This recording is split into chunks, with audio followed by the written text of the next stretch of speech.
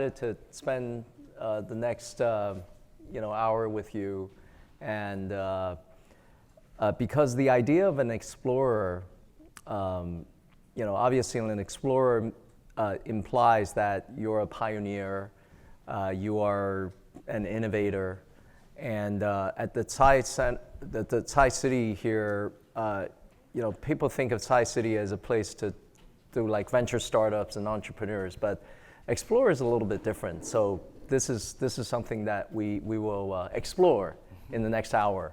So in the preparation room, you actually share with me a fact that the town where you came from in Maryland is actually one of the most diverse places in the United States.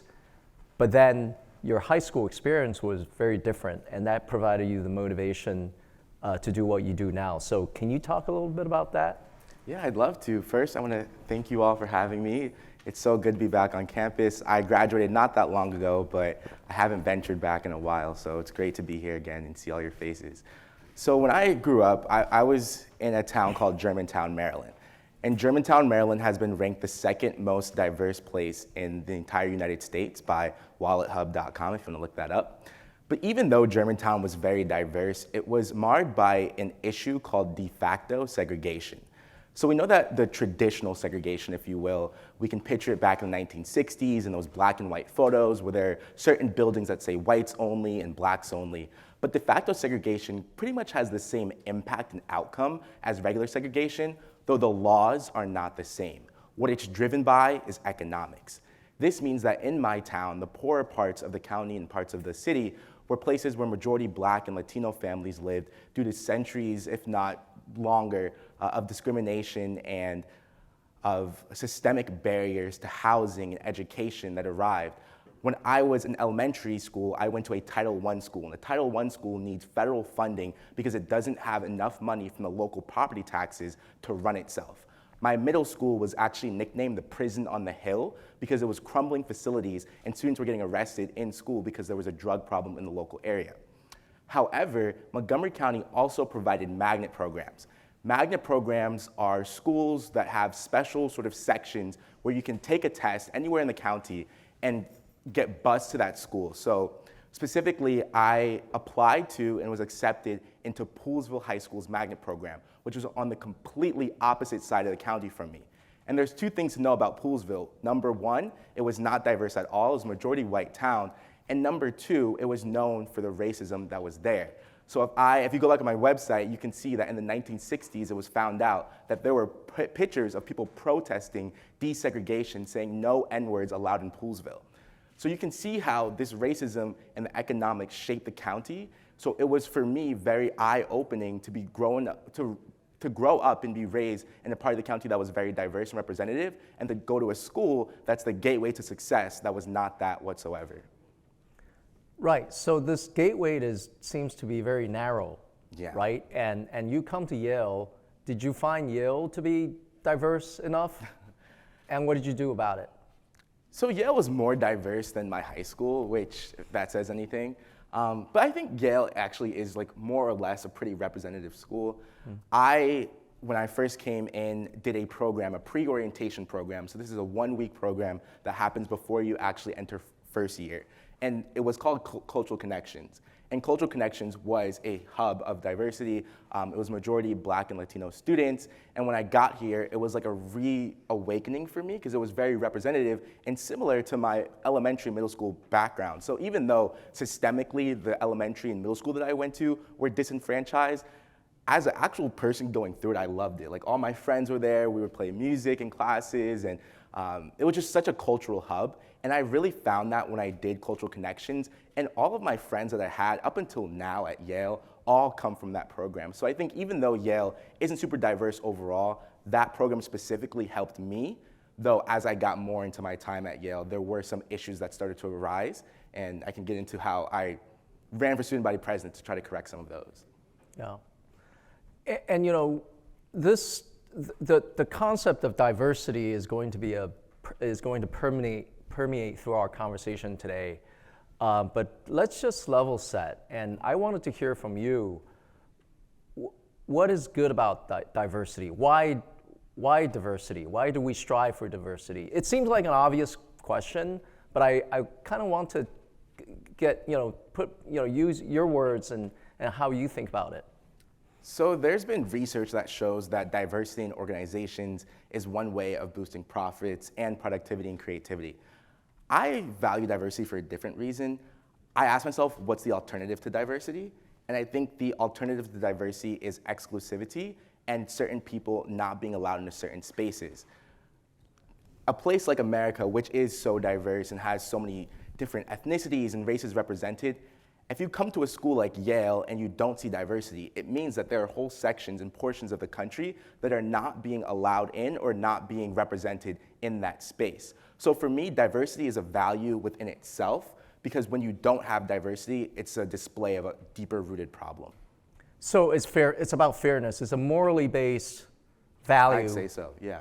That is grounded in fairness. Yep. And you don't need to explain it in terms of economics at all. I personally don't. So I actually wrote an article in the Harvard Business Review that discusses how for a lot of Gen Zers specifically and just people who are socially conscious, the business case for diversity is really dying out. I went to a recruitment session for an investment bank, I think, when I was a first year. And they discussed how there was no sort of inertia or excitement about their diversity program until that article, it was by McKinsey, came out showing the diversity boosted profits. And though they thought this was a interesting origin story for the program that they created, it actually turned off a lot of people to the program, because it showed that if I were there and I, for example, had an issue with the company based around its diversity and inclusion status or whatever it might be, that I'd have to convince them based on profits. And if it didn't have a profit incentive, their values alone wouldn't drive them to make change. And I think that's a huge issue. Okay, I'm going to test sort of my idea of diversity on you, see if you make that. We have a profit motive at the one end, which has now been, the Gen Z don't buy into it, right? And then you have kind of an absolutist type of moral underpinning of diversity that's based on fairness. I remember, I think this was last year, I gave a talk at Tsai City on Zoom, and I talked about a democratically based idea of diversity. The whole foundation of democracy is that people can debate ideas. And we have a marketplace of ideas. So if you don't have diversity, you can't create a marketplace. If you only have one product in the marketplace, one thought in the marketplace, then there is no democracy. So you have, does that make sense to you? Yeah, diversity serves as a way to keep the machine going, the machine being democracy and the systems for running like a government or organization in a way that gets everyone's voices heard. Yeah, I think it's important to have a marketplace of ideas and to have different views and perspectives. Yeah, seems like innovation, kind of. It seems like innovation, and I don't think of the term marketplace as an economic idea. I think of it as something that, if you want to pursue the best solution and excellence, it's better to have diverse opinions and different ideas. I like that one. That's very compelling as well. So I'm glad you like it, because now I think we've kind of set the foundation for what you do. So tell us a little bit about your work. I mean, you're on social media. Yeah. Just describe what you do. So I'll give a little bit of an origin story for what I do now as the Gen Z historian. So when I was a sophomore, it was a time where there was a lot of activism happening on campus. So a few of the movements that I remember most were the movement to rename Calhoun College, which actually happened right before I came to Hopper College, because John C. Calhoun was a fierce advocate for slavery. There was a movement to get extra funding for the ER&M Ethnicity, Race, and Migration program at Yale. Brett Kavanaugh was having the hearings and the confirmations, and there was a lot of protests around that. So there was no shortage of activism happening, but at the same time, the institution or the student government that was supposed to be involved, at least in my opinion, in a lot of these movements was nowhere to be found.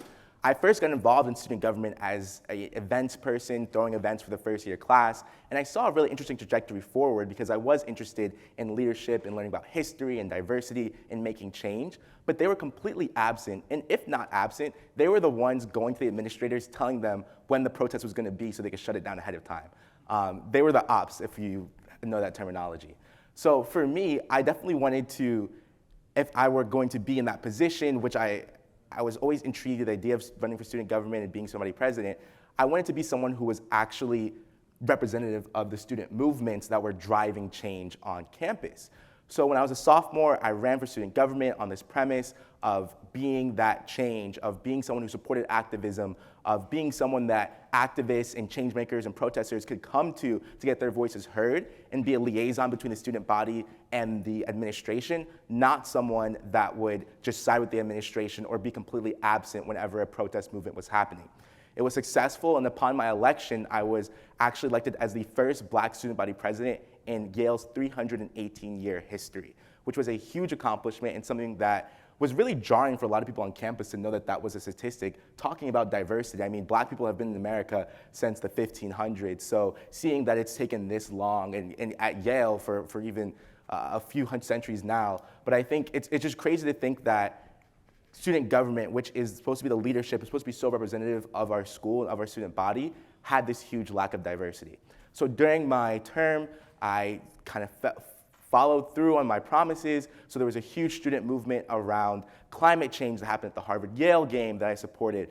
There was a huge movement that I co-led actually when students were kicked off of campus for the pandemic to remove Yale's A through F grading policy for the first time in its history. This was called the UP, or the Universal Pass movement, or as a lot of students affectionately called it, No Fail Yale. And then after that, during that summer, was the death of George Floyd. And when George Floyd was killed, I also led a student movement called Yale Together, where all of the student groups at Yale coordinated to raise $57,000 in just 1 week for racial justice organizations. And that was stewarded by an op-ed that I wrote, also called Yale Together, that talked about my time as Yale's first Black student body president. And I had a quote in there that I think was really resonant for a lot of people, and it was, "Even in Yale blue, Black is still Black." And I think that was just such a marker and emblematic statement for so many students, because even though that we attend Yale, and even though we have immense amounts of privileges, as Black students, we still felt the grief, and we still have family members that are susceptible to police violence. So that was a really important part of my journey.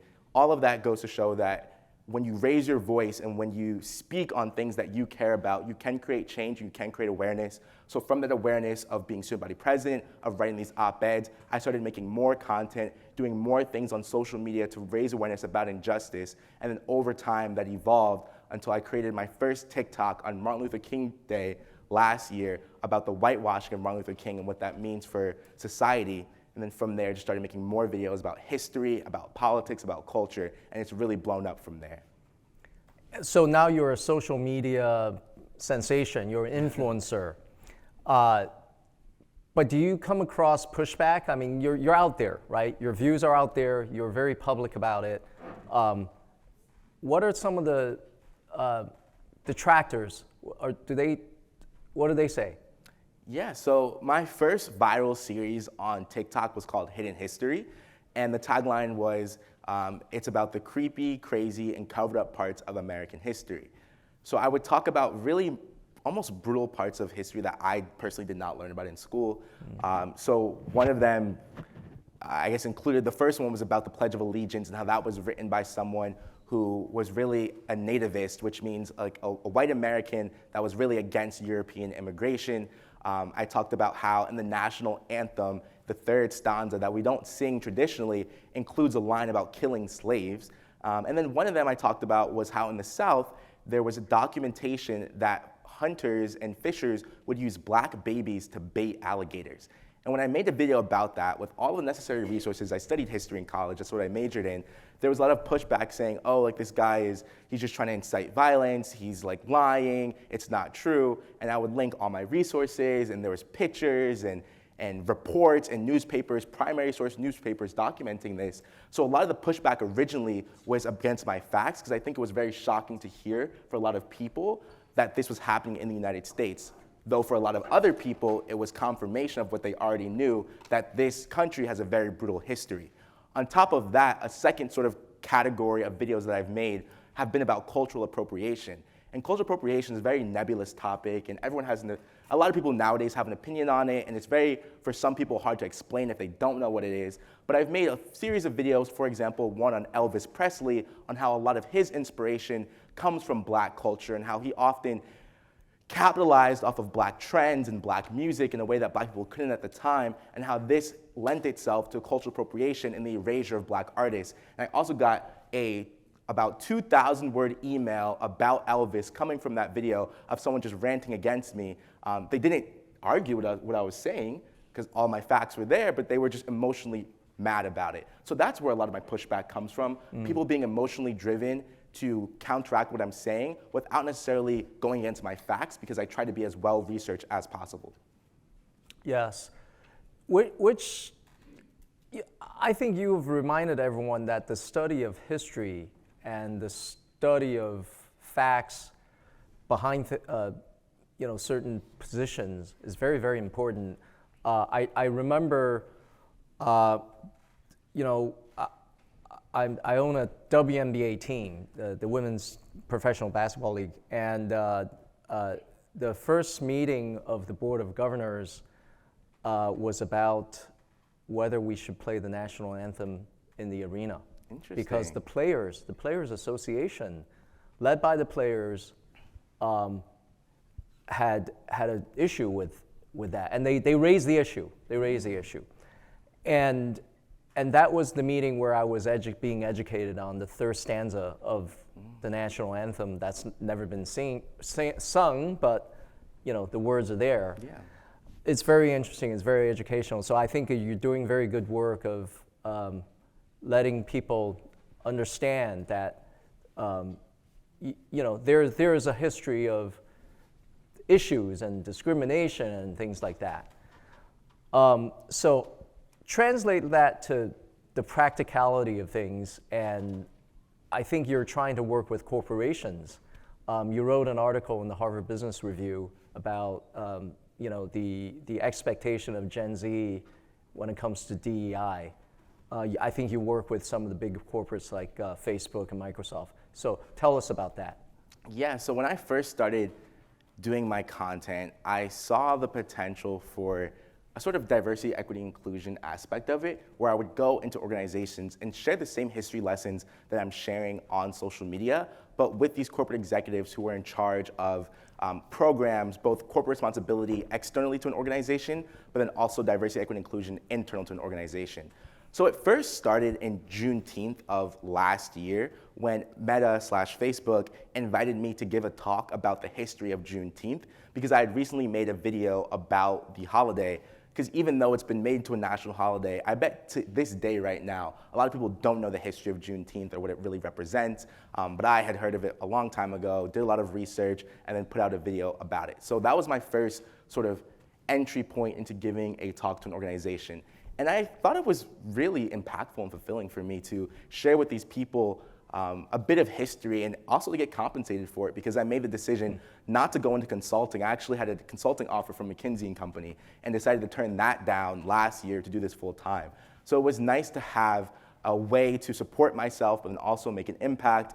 And then from there, I started getting more invitations to give different talks. So that evolved into a sort of package program that I have, where I talk about new standards of sort of corporate responsibility, social impact that blossomed out of 2020, and gave these talks to organizations. Oftentimes, organizations were very surprised to hear what I was saying. So, for example, I would always kind of rat on there, like, I'm going to donate $50 million to XYZ nonprofit, and say that that's not a sustainable way to create change if your organization is also, who knows, like using child labor in XYZ country, or polluting Black communities through environmental racism. And I try to bring a very systemic approach, at least in communicating the different issues that these organizations were having on the world. Though after maybe about like a few months of it, right now I'm actually in a transition period because I found that it's not as fulfilling for me over time as I hoped it would be. I think I can do a good job at communicating the issues and outlining them, but in terms of the actual impact, it's hard to say how much change comes from that. And for me, I like seeing a direct impact of the work that I'm doing. So right now, I'm working on becoming more video, media, educational focused, and putting more of my effort into raising awareness for the masses, as opposed to having these more exclusive and siloed off educational lessons with these corporations. Okay, so you went from the B2B business to B2C, Yes, right? yeah. Okay. And it took a little bit of a transition time because B2B definitely pays well. And that was probably a huge incentive for me early on. It was like, I can get these multi-$1,000 checks to give these speeches. And it's not necessarily, I never had, I think there's also like this sort of conversation on, oh, do you feel bad about it or like anything like that? And I never did actually. I never felt that I had to change what I was saying or change my message when I was giving a talk. And I think specifically because of the time period that I started in a post-George Floyd world, they wanted to hear like the hard stuff. Yeah. So I felt like I was saying what was on my mind and at least outlining the issues as I saw, never changing or adapting to fit the narrative of an organization. Though over time, I found that doing that is just not fun for me. So B2C through my Patreon account, as well as through a few brand deals with like news organizations and nonprofits like the ACLU, I'm able to monetize off of that and still sustain myself. And I think that's where I want to gravitate towards. I think sustain is the right concept here. In order to do what you do, to continue to do that, you need the financial resources to sustain.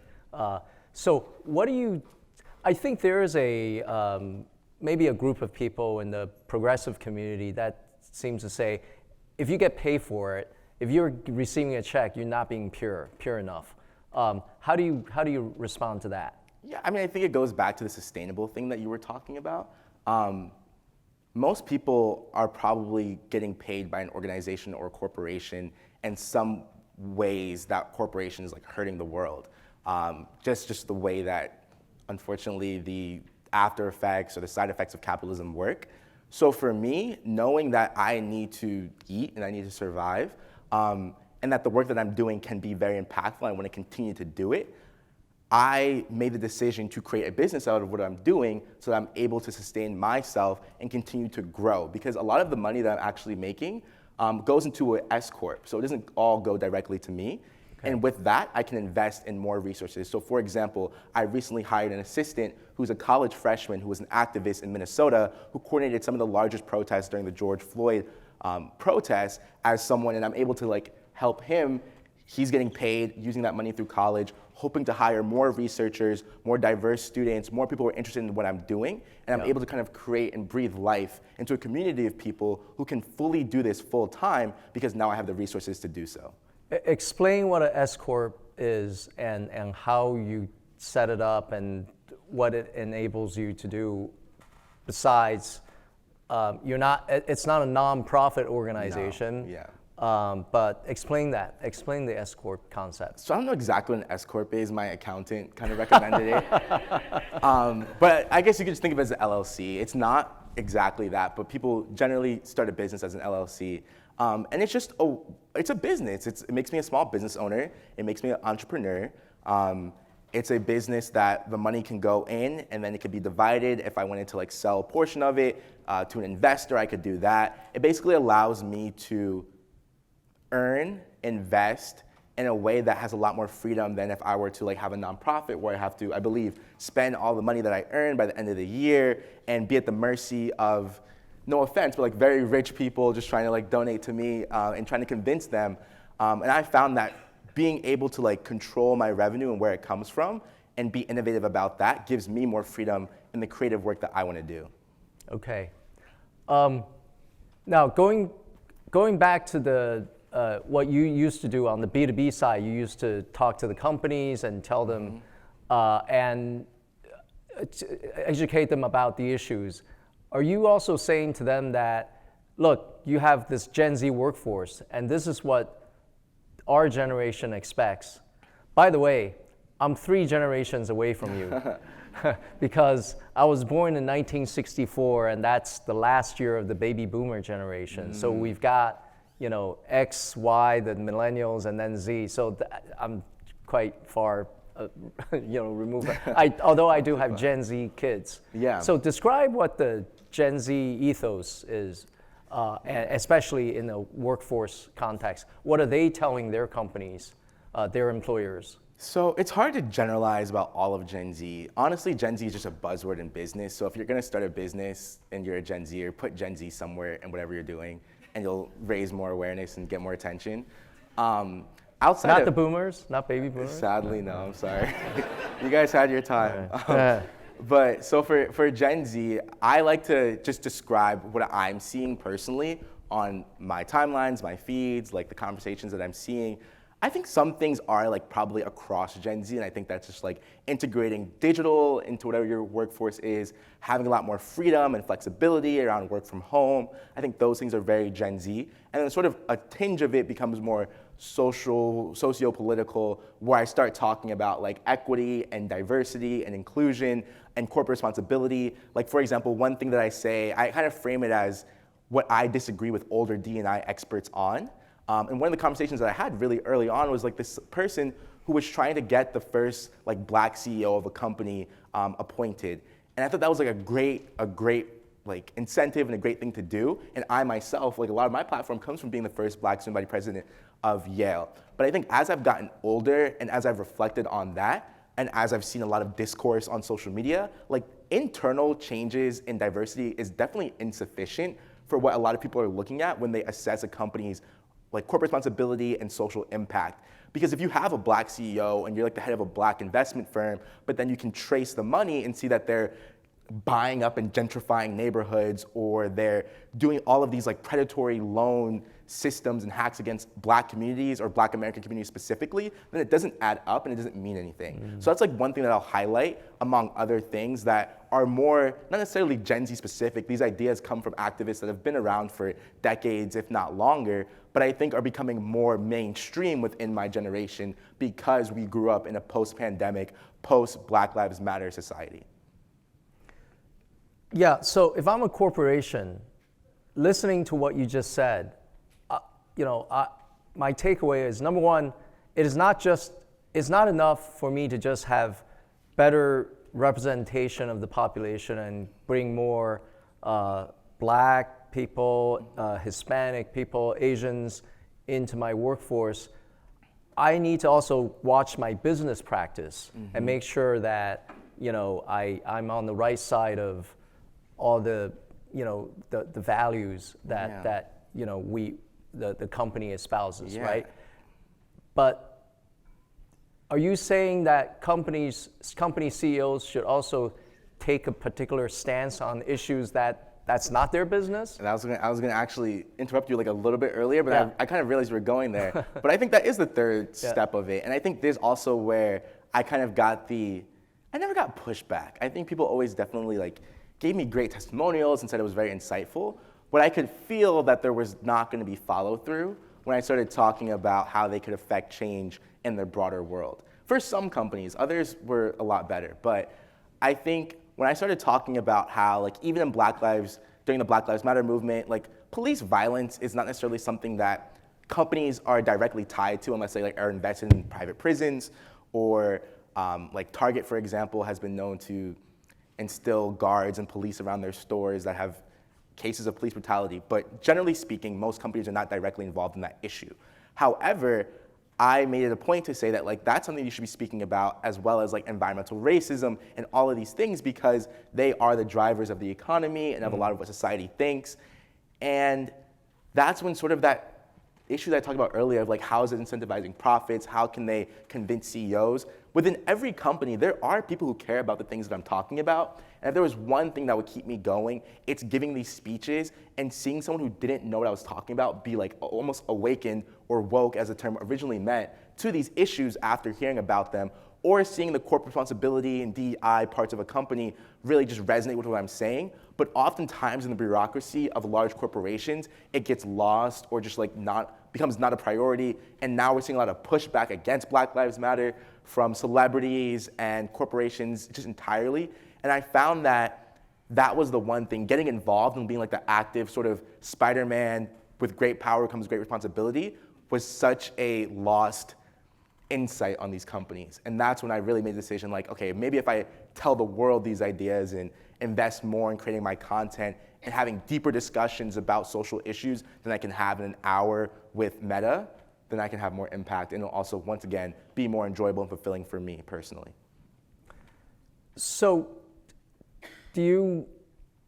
if I was a company CEO, right, I would say, how do I distinguish between issues that I could definitely take a stance versus ones that are actually very controversial? I'll give you examples. I mean, I think when it comes to racism, racial discrimination, hate crimes against Asians, it's pretty clear there's a right and wrong.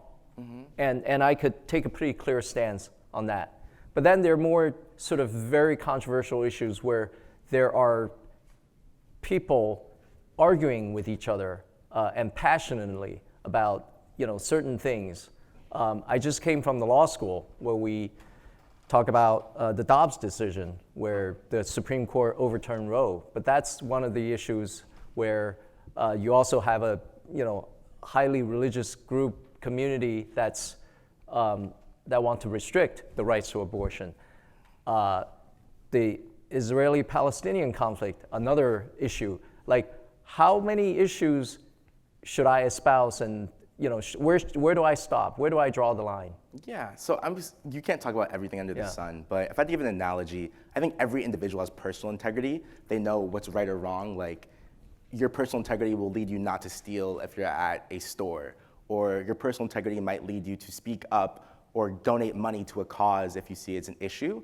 And I think all companies have this sort of personal integrity wrapped up in their company values. And that's like one of the first conversations that founders have when they're creating a new company, is like, what are our values? And for every issue that you've mentioned, there are companies that discuss them. There were companies that funded their employees to get abortions or to drive across states and travel to get abortion after the Supreme Court decision was made. A great example, to give a very specific concrete one that you all can take away, Evan Spiegel, who's the head of Snap Inc., wrote a very thorough report on like race relations in the United States following the death of George Floyd. Not like a one-off paragraph about we don't support racism, but a very like point by point, policy by policy stance on like key issues like 15% pledge for minimum wage, reparations for Black Americans, and other things that are all very much hot button issues. But because he had personal values, and I'm assuming the company had just like company values, he was able to align different issues with what they already decided and take a stance from there. And I think that's how you do it. You have values, and then you display those values when the time comes. That's really interesting. And I think there is value in for you to talk to various corporate CEOs about, at least your perspective on how they should be more vocal, or they should take stances on certain issues, besides, earning profits. I'm curious how you balance sort of your own work and life, because they're actually combined together, right? Because you are the brand, and you're using your brand, your charisma, your intelligence, your knowledge of history to talk about something that's kind of your cause, and that's your business, if you will. So there's no sort of work-life balance, is there? How do you manage that? So funny enough, a New York Times article just came out last Thursday about this, and I was featured in it. And it's all about how there is really no delineation. I think the headline on the paper was like, sick and tired of personal, or like me.inc. And it's just about like how people are sick of being their own entrepreneurs, their own personal brand. It's exhausting. I'm not necessarily sick of it, but it is exhausting. I like think about these topics a lot. A lot of the conversations I'll have with my friends are about like race or ethnicity or politics or history, just in one way or another. And it is kind of hard to like find time away and to not like kind of apply a social justice lens on like everything that's happening, because it can get exhausting. Like some things just have to exist as they are. Not everything is the way that it should be, and I think you have to be okay with that and realize that change is something that has to be sustainable, which means you can't like argue people down about everything that happens in the world, and you probably should be very tactful about how you educate. And that's something that I'm learning over time. I think just like from friends, relationships that I've had, that you, number one, have to meet people where they are. You can't expect people to know things, because generally, like one of the things that I teach is that America, as well as like the world, really has done a terrible job on educating about race and history and colonization and a lot of these topics that drive society today. On top of meeting people where they are and not assuming that people should know things, I think how you present information is also something that I'm getting better at and learning, because sometimes I can like make a video that's like kind of like a very argumentative thing, and I could be completely right with all the facts, but it's not necessarily going to change people's minds if they don't agree with me. And I think just with a little change and a little tinge of just more like welcomeness in my tone, it can have a lot of impact. So for me, yeah, it's about like learning to not necessarily divide my work life, but being more insightful about how I bring up the topics that I talk about at work in my real life. You spend so much time on social media. I was wondering if you have a view of the role of social media companies, like Facebook, TikTok. Do they have a duty to police their content? And how do you distinguish good content versus bad? Yeah, I think this is a very like two-sided issue. I think they have a duty to police it, but they should be policing it well. So for me, I've had so many videos just banned, completely taken down, removed, when they're about history, when they're about educating, Really? many videos. And I actually like was a part of something called the Black TikTok Strike of 2021. And this was back in last summer when a bunch of black creators for example, who were posting about George Floyd would have their videos like show up as 0 views, and TikTok acknowledged it, and there's like New York Times articles about it, because I think when something starts gaining traction very fast and it's like about race or something, I don't know like if there's people who think it's a conspiracy, there's others who think it's just a glitch in the system, but either way, like the algorithm will either suppress those videos or for some reason flag it as like hate speech or domestic terrorism, and I think it might be born out of a good place, because there have been literal massacres that have been live streamed and driven by social media, so there needs to be something there, but at the same time, it needs to have like these sort of safety guards, so it's not banning the content from people who are just creating educational content or creating content to learn about things. And I think that's the sticky thing. It's like you want to have it, but not have it go too far. Yeah, so I talk about this because the platforms that you live on, it just seems like at some point they have to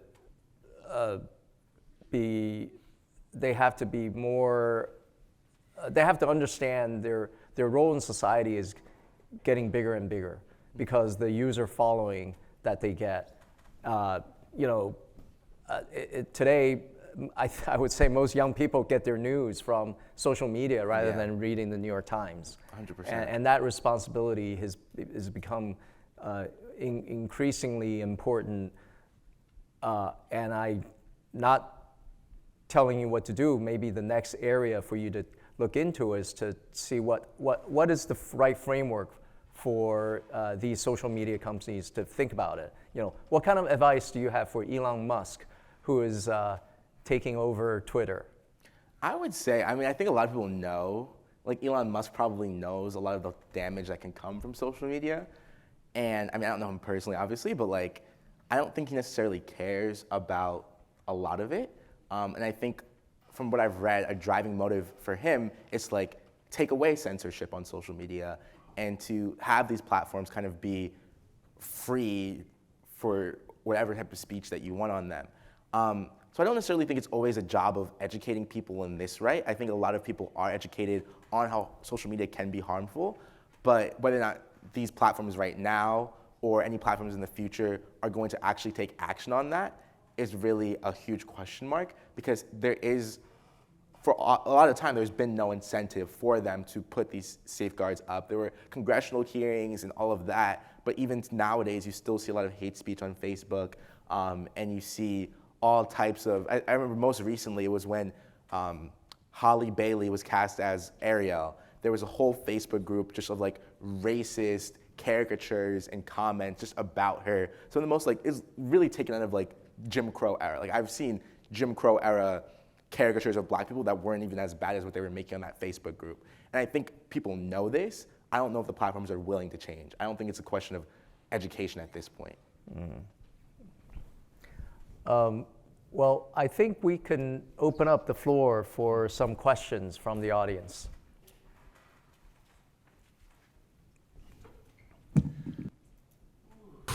What a ride.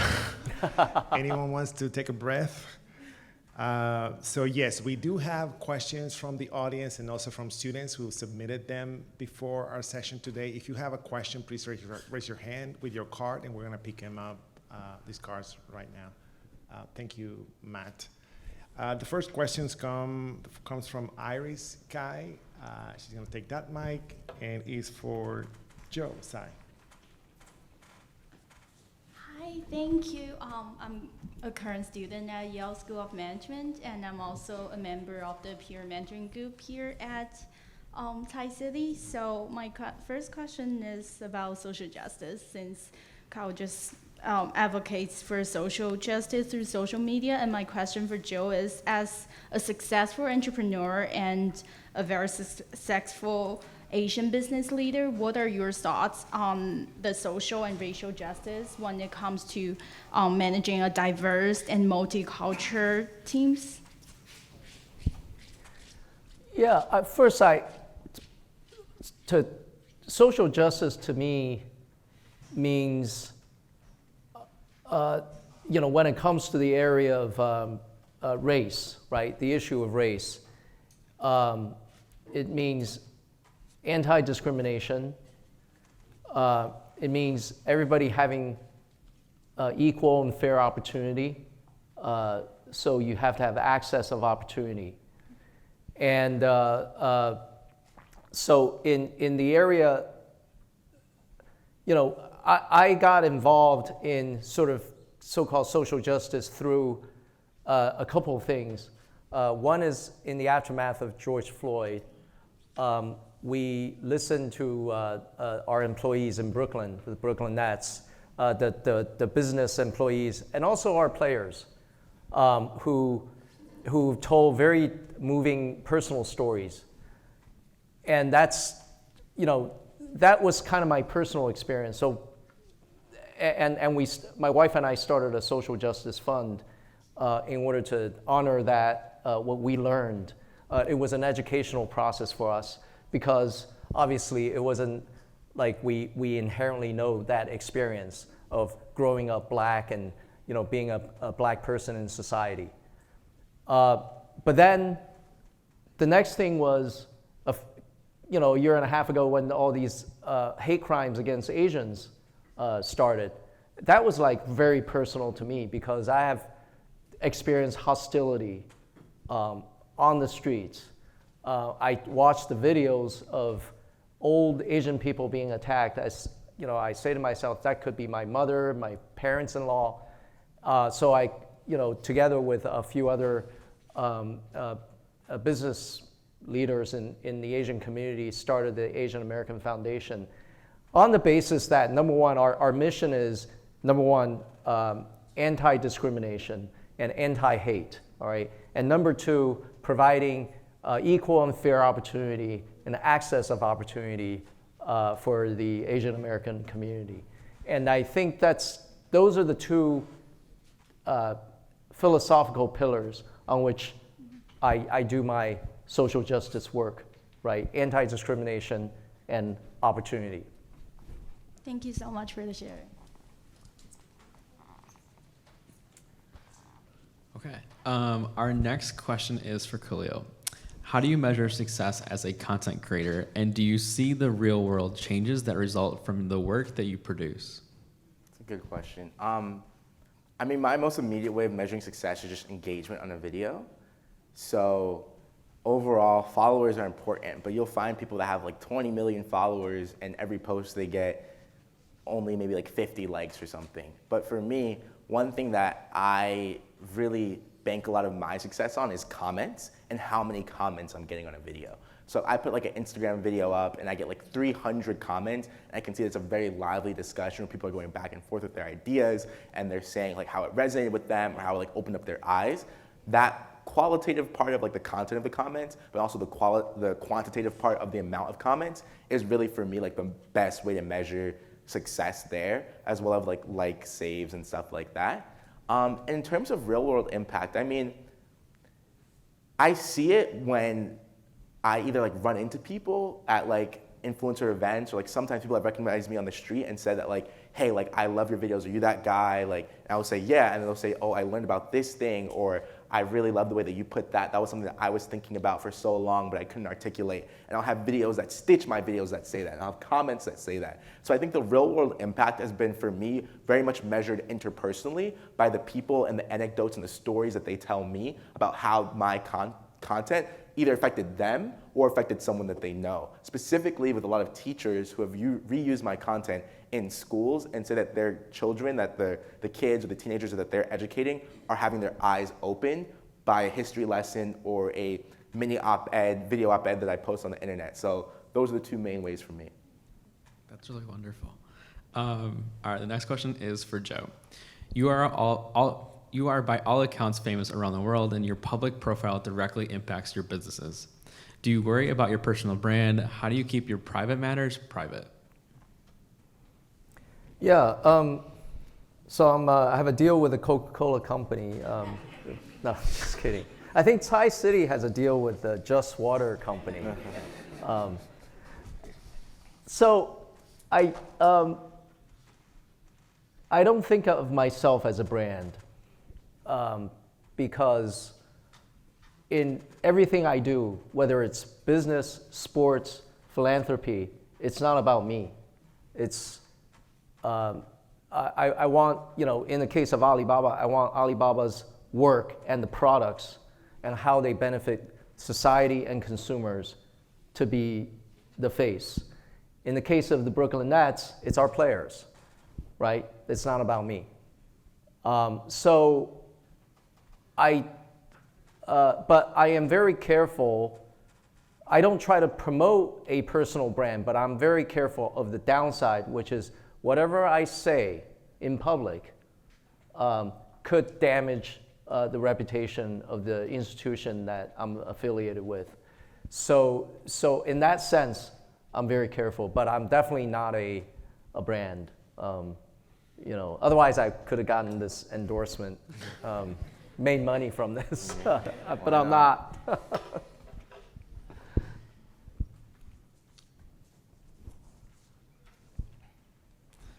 Okay. The next question is from Peter from Yale College. How do you protect yourself for Kahlil, how do you protect yourself from psychological effects of turning yourself into a commodity by curating your Instagram or Twitter for others because you are earning a living from it? So I have a private personal Instagram that people can't see, at least the public. And that's like my Instagram in the way that most people will have their Instagram. I have no qualms about using my main Instagram page solely for content because I don't identify that as a part of my life. And I think that kind of to your question about separating personal versus private life, I am actually a very private person when it comes to social media. I don't think people know a lot about me based on my content. And one thing that I've always done is that I've never made content specifically about lifestyle or like who I am or like here's a day in the life, like get ready with me or anything like that. And not to knock anyone who does that, like it's great, but I think for me, like I just want to be seen for like the best, most insightful breakdown on like what cultural appropriation means or like the craziest story that I'm just uncovering through my own research. That's what I want to be known for. So my content is always forward and my private life is always separate. And I've never felt that people have known me too much or like they have a parasocial relationship with me because like I'm kind of in this mystique of who I am lifestyle-wise versus who I am as an educator. And I plan to keep them separate for as long as I can. And we have one final question for Kahlil. This is from Anna, Yale College. And you may have already answered a little bit of this, but it reads, how do you work on your personal brand while working on collaborative projects? Somehow I feel many influencers are about me, 24/7, all year long. I might actually want to be one of those influencers. Like, I don't like to collaborate, actually. And I think that's something I need to get over. And it might be holding me back. It might honestly be saving me. The reason being, a lot of collaborations are hard to do in the type of content that I create. Because you have to be politically aligned with the person. You have to kind of also merge your educational styles. I did one actually this past February on Black History Month. And it was with an influencer who's more in the LGBTQ space. And we were just discussing why does Black History Month exist? And I think it resonated well with his own audience, because it was educating them on the history and Carter G. Woodson in the 1920s and education in Black America and how that was disenfranchised for so long, all the things. But for my own audience, because I'm talking about the intricacies of the 1994 crime bill and how Joe Biden's pardoning of marijuana nowadays is just a sort of recovery from his older drug policies, very in the weeds things that are really minute. So seeing a video about why Black History Month exists almost for them felt like I was either pandering or being too elementary or just losing a lot of myself. So I think that's a great question. And that honestly, experience specifically kind of shied me away from doing collaborations. But hopefully in the future, I can just find better people and vet them ahead of time so that we have creative alignment before we actually make a video. And now I know what to turn down in case it happens again. Well, you come already back to Tsai City to help our, our students. So maybe they will come out of Yale. Yeah. So we have time for final No, remarks. I just want final remarks. I mean, I wanted to say it's been a pleasure to have this conversation with you, Kahlil. I think I want to describe you, but the word authenticity is often an overused word. I just want to use the word real, because you approach what you do with so much passion, knowledge, intellect, and it's real. So keep it real. Thank you. Thank you so much. Thank you, guys.